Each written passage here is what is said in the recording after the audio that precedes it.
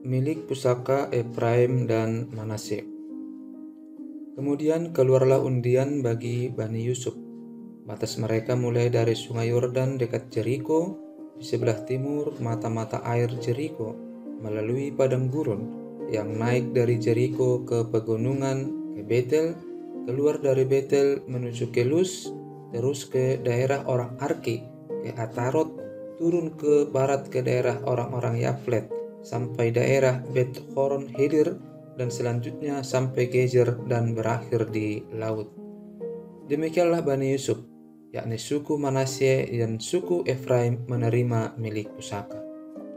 Daerah Bani Efraim menurut kaum-kaum mereka ialah demikian. Batas milik pusaka mereka ke timur ialah Atarot Adar sampai ke Bet Horon Hulu. Ke barat batas itu keluar di sebelah utara Mikmetat, kemudian batas itu membelok ke timur ke Ta'anat Silo, dan dari sana terus sampai ke sebelah timur Yanoah. Turun dari Yanoah ke Atarot dan Naharat, menyinggung daerah Yeriko dan keluar ke sungai Yordan. Dari Tapuah batas itu terus ke barat ke sungai Kana dan berakhir ke laut. Itulah milik pusaka suku Bani Efraim menurut kaum-kaum mereka. Selanjutnya, bagi Bani Efraim ditentukan kota-kota terpisah di tengah-tengah milik pusaka Bani Manasye, segala kota itu dengan desa-desanya. Tetapi orang Kanaan yang diam di Gezer tidaklah dihalau mereka. Jadi orang Kanaan itu masih tetap tinggal di tengah-tengah suku Efraim sampai sekarang, tetapi menjadi budak Rodi. Bagian undian yang ditentukan bagi suku Manasye, sebab dialah anak sulung Yusuf, ialah demikian. Kepada Makir, anak sulung Manasye, bapak Gilead, telah diberikan Gilead dan Basan, karena ia seorang tentara. Jadi sebagian itulah yang ditentukan bagi anak-anak Manasye yang lain, menurut kaum-kaum mereka, yakni bagi Bani Abiezer, Bani Helek, Bani Asriel, Bani Sekem, Bani Hefer, dan Bani Semida. Itulah keturunan yang laki-laki dari Manasye bin Yusuf menurut kaum-kaum mereka. Tetapi Zelafehat bin Hefer bin Gilead bin Makir bin Manasye tidak mempunyai anak laki-laki, tetapi hanya anak perempuan. Itulah nama anak-anaknya itu: Mahla, Noah, Mokla, Milka, dan Tirja. Mereka datang menghadap Imam Eleazar dan menghadap Yosua bin Nun serta para pemimpin dan berkata, Tuhan telah memerintahkan kepada Musa untuk memberikan milik pusaka kepada kami di tengah-tengah saudara-saudara kami. Sebab itu diberikannya kepada mereka milik pusaka di tengah-tengah saudara-saudara ayah mereka sesuai dengan titah Tuhan. Demikianlah kepada suku Manasye jatuh 10 bidang tanah, selain dari tanah Gilead dan Basan yang di seberang Yordan, sebab anak-anak perempuan Manasye telah menerima milik pusaka di tengah-tengah anak-anaknya lelaki, sedang tanah Gilead ditentukan bagi anak-anak lelaki Manasye yang lain. Jadi batas daerah Manasye ialah dari Aser ke Mikmetat yang di sebelah timur Sikem. Kemudian batas itu terus ke selatan ke daerah penduduk En Tapuah. Tanah Tapuah adalah kepunyaan suku Manasye, tetapi kota Tapuah dekat batas daerah Manasye adalah kepunyaan Bani Efraim. Kemudian batas itu turun ke sungai Kana, ke sebelah selatan sungai itu. Kota-kota di sana adalah kepunyaan suku Efraim, sekalipun di tengah-tengah kota-kota suku Manasye. Selanjutnya, batas daerah Manasye itu lewat dari sebelah utara sungai itu dan berakhir ke laut. Ke selatan daerah itu kepunyaan suku Efraim, dan ke utara kepunyaan suku Manasye. Batasnya ialah laut. Di sebelah utara batas daerah itu menyinggung daerah Aser, di sebelah timur menyinggung daerah Isakar. Tetapi di daerah Isakar dan Aser ada juga kepunyaan suku Manasye, yakni Betsean dengan segala anak kotanya, Ibleam dengan segala anak kotanya, penduduk Dor dengan segala anak kotanya, penduduk Endor dengan segala anak kotanya, penduduk Ta'anak dengan segala anak kotanya, dan penduduk Megido dengan segala anak kotanya, yakni ketiga daerah bukit itu. Tetapi Bani Manasye tidak dapat menduduki kota-kota itu, sebab orang Kanaan berhasil untuk tetap diam di negeri itu. Setelah orang Israel menjadi kuat, orang Kanaan itu dibuatnya menjadi orang Rodi, tetapi tidaklah sama sekali mereka itu dihalaunya. Berkatalah Bani Yusuf kepada Yosua demikian, "Mengapa engkau memberikan kepadaku hanya satu bagian undian dan satu bidang tanah saja menjadi milik pusaka, padahal aku ini bangsa yang banyak jumlahnya, karena Tuhan yang sampai sekarang memberkati aku?" Jawab Yosua kepada mereka, "Kalau engkau bangsa yang banyak jumlahnya, pergilah ke hutan dan bukalah tanah bagimu di sana di negeri orang Feris dan orang Refaim, jika pegunungan Efraim terlalu sesak bagimu." Kemudian berkatalah Bani Yusuf, "Pegunungan itu tidak cukup bagi kami, dan semua orang Kanaan yang diam di dataran itu mempunyai kereta besi, baik yang diam di Betsean dengan segala anak kotanya, maupun yang diam di lembah Yizreel." Lalu berkatalah Yosua kepada keturunan Yusuf, kepada suku Efraim dan suku Manasye, "Engkau ini bangsa yang banyak jumlahnya dan mempunyai kekuatan yang besar. Tidak hanya satu bagian undian ditentukan bagimu, tetapi pegunungan itu akan ditentukan bagimu juga. Dan karena tanah itu hutan, haruslah kamu membukanya.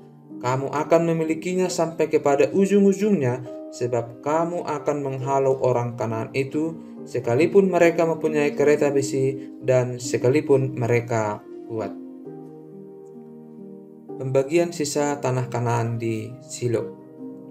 Maka berkumpullah segenap umat Israel di Silo, lalu mereka menempatkan kemah pertemuan di sana, karena negeri itu telah takluk kepada mereka. Pada waktu itu masih tinggal 7 suku di antara orang Israel yang belum mendapat bagian milik pusaka. Sebab itu berkatalah Yosua kepada orang Israel, "Berapa lama lagi kamu bermalas-malas, sehingga tidak pergi menduduki negeri yang telah diberikan kepadamu oleh Tuhan Allah nenek moyangmu? Ajukanlah 3 orang dari tiap-tiap suku, maka aku akan menyuruh mereka supaya mereka bersiap untuk menjelajahi negeri itu, mencatat keadaannya, sekedar milik pusaka masing-masing, kemudian kembali kepadaku. Sesudah itu, mereka akan membaginya di antara mereka menjadi 7 bagian. Suku Yehuda akan tetap tinggal dalam daerahnya di sebelah selatan, dan keturunan Yusuf akan tetap tinggal dalam daerahnya di sebelah utara. Kamu catat keadaan negeri itu dalam 7 bagian, dan kamu bawa kemari kepadaku, lalu aku akan membuang undi di sini bagi kamu di hadapan Tuhan Allah kita. Sebab orang Lewi tidak mendapat bagian di tengah-tengah kamu, karena jabatan sebagai imam Tuhan ialah milik pusaka mereka, sedang suku Gad, suku Ruben, dan suku Manasye yang setengah itu telah menerima milik pusaka di sebelah timur sungai Yordan yang diberikan kepada mereka oleh Musa hamba Tuhan." Kemudian bersiaplah orang-orang itu lalu pergi, sedang Yosua memerintahkan kepada mereka pada waktu mereka berangkat supaya mereka mencatat keadaan negeri itu. Katanya, "Pergilah, jelajahilah negeri itu, catatkanlah keadaannya, kemudian kembalilah kepadaku. Maka di sini, di Silo, aku akan membuang undi bagi kamu di hadapan Tuhan." Dan orang-orang itu pergi dan berjalan melalui negeri itu. Mereka mencatat keadaannya dalam suatu daftar, kota demi kota dalam 7 bagian, lalu kembali kepada Yosua ke tempat perkemahan di Silo. Lalu Yosua membuang undi bagi mereka di Silo di hadapan Tuhan, dan di sanalah Yosua membagikan negeri itu kepada orang Israel sesuai dengan pembagian mereka. Milik pusaka suku Benyamin. Maka keluarlah undian suku Bani Benyamin menurut kaum-kaum mereka, dan daerah yang diundikan kepada mereka terdapat antara daerah Bani Yehuda dan daerah Bani Yusuf. Batas pada sisi utara bagi mereka mulai dari sungai Yordan, kemudian batas itu naik ke lereng gunung di sebelah utara Yeriko, naik ke barat ke pegunungan, dan menuju ke padang gurun Bet Awen. Dari sana batas itu terus ke Luz, ke selatan, ke arah lereng gunung dekat Luz, itulah Betel. Kemudian batas itu turun ke Atarot Adar di pegunungan yang di sebelah selatan Bet Horon Hilir. Kemudian batas itu melengkung, lalu membelok dari pegunungan yang di seberang Bet Horon di sebelah selatan menuju ke sisi barat daya, dan berakhir di Kiryat Baal. Itulah Kiryat Yearim, suatu kota Bani Yehuda. itulah sisi barat. Sisi selatan mulai dari ujung Kiryat Yearim, kemudian batas itu menuju ke barat dan menuju pula ke mata air Meneptoah.